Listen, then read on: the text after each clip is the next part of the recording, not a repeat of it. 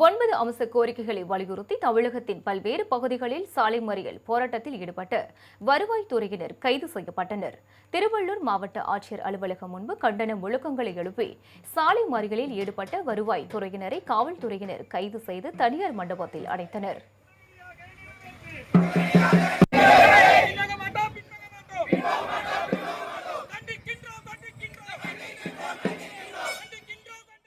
வருவாய்த்துறையில் முற்றிலுமாக அத்துக்கூலிக்கு ஆட்களை எடுப்பதை முழுமையாக நிர்ணயம் செய்து தமிழ்நாடு அரசு பணியாளர் தேர்வாணையம் மூலமாக ஆட்களை நியமிக்க வேண்டும் என்பதை கேட்டுக்கொள்கிறோம். எங்களது கோரிக்கைகளை அரசு ஏற்காவிட்டால் தொடர்ச்சியான போராட்டங்களை எங்கள் மாநில மையம் அறிவித்து அதன் அடிப்படையில் நாங்கள் மாவட்டங்களில் செயல்படுவோம் என்பதை தெரிவித்துக் கொள்கிறேன்.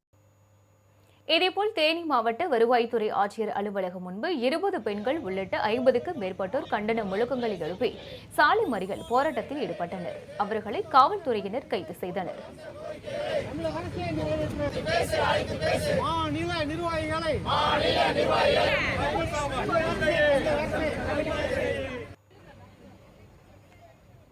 திருவாரூர் மாவட்ட ஆட்சியர் அலுவலகம் முன்பு சாலை மறியலில் ஈடுபட்ட வருவாய்த்துறையினரை காவல்துறையினர் கைது செய்து தனியார் மண்டபத்தில் அடைத்தனர்.